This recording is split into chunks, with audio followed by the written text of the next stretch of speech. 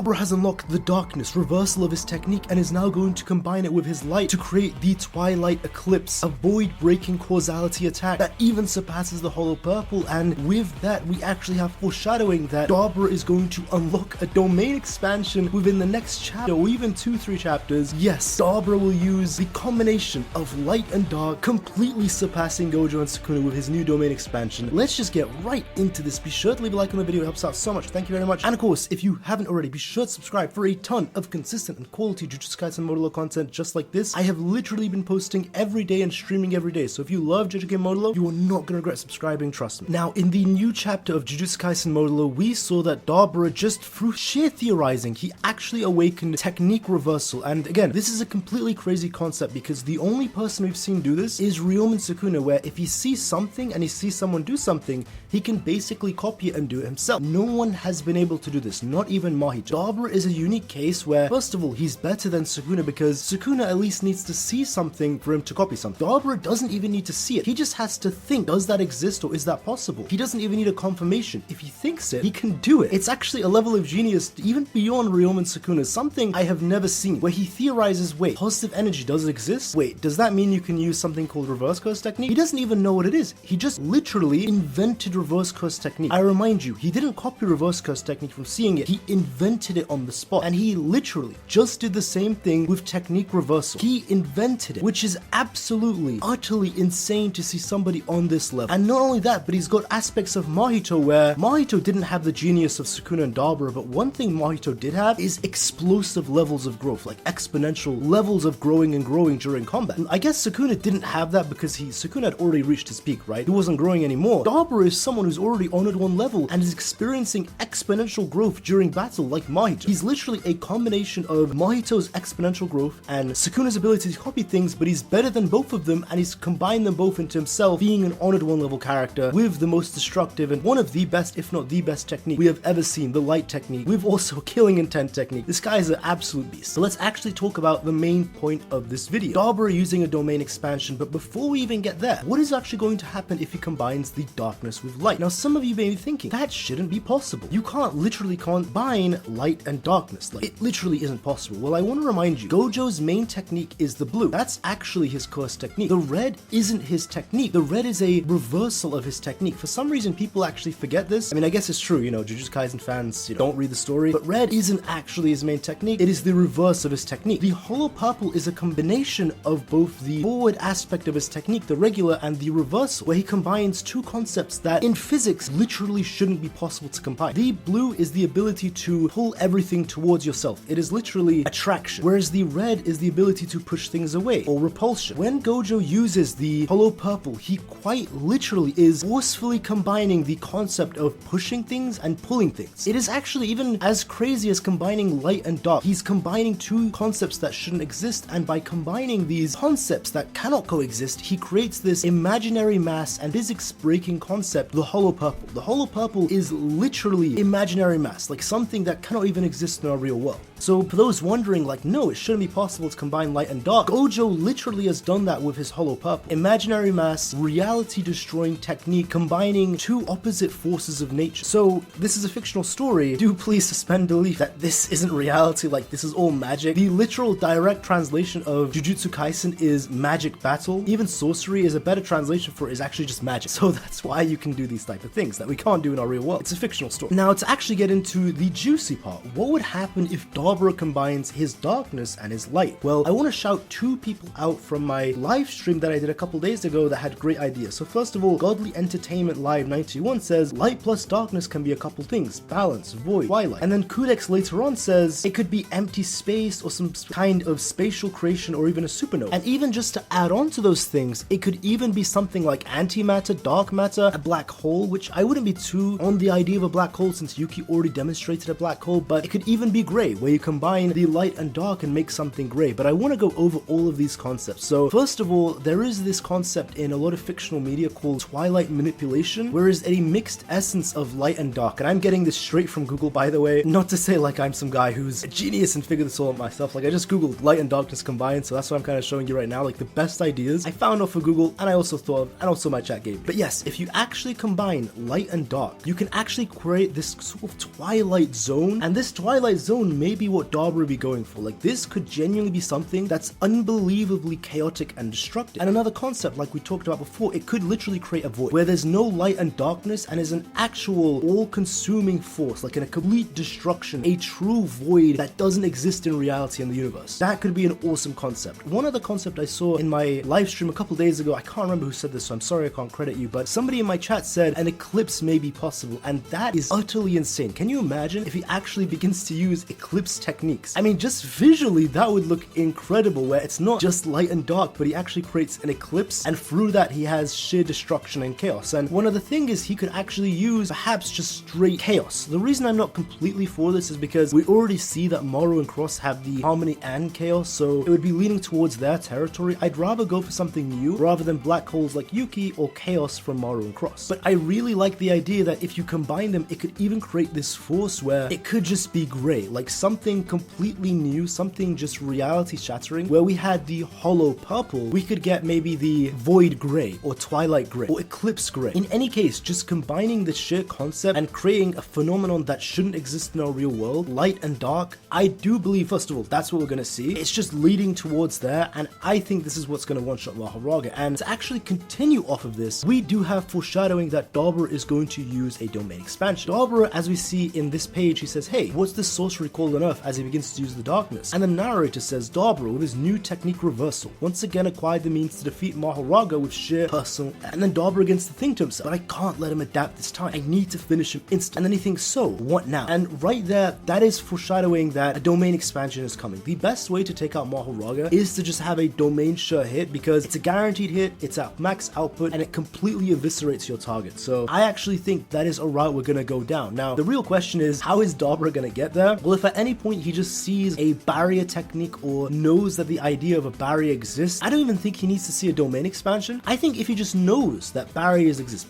just knows it exists, I do genuinely believe he's gonna pop a domain expansion. And I think that is gonna be the way he defeats Mahoraga. And I think Yuji's basically gonna step in, and Yuji's gonna be the one to defeat Dabura. It has been foreshadowed with Yuji's line at the end saying, you know, I'll clean up after Akutsu's mess if she loses. Pretty confident that he can take on Dabura. And even on top of that, it is narratively fitting that Dabura wins this, because this whole fight, Dabura has been written in a protagonistic role. Literally, he had the fight beginning and he was losing. He had the heroic moment where he rises from the ashes, literally the power of friendship type flashback and saying, I need to do this for my friends, flashback into his own childhood. It couldn't be more of a shonen MC, even protagonist type of fight, almost like he's not, so I'm gonna be honest, or like Luffy or something, where Dabura is the main character of this Mahoraga fight, and Mahoraga's even written very antagonistic, which is why it leads me to believe that Dabura is going to win this Mahoraga fight. It's something I've been saying for quite a long time, honestly, and Yuji is going to step in and take on Dabura. But the real question is, how would Itadori Yuji handle Dabura? That is a video literally coming out tomorrow as we speak. Itadori Yuji, and I'm not going to spoil it, but Yuji versus Dabura, an insane video is coming out tomorrow. So if you don't want to miss that, be sure to subscribe so you don't miss that, and so you don't miss out on all of the quality Jujutsu Kaisen Modulo content that I'm putting out every day. And don't forget to also leave a like on the video, it does help out so much. Thank you very much. But of course, that's all from me. Let me know your own thoughts in the comments down below. Take care, guys, and have a nice day. Bye.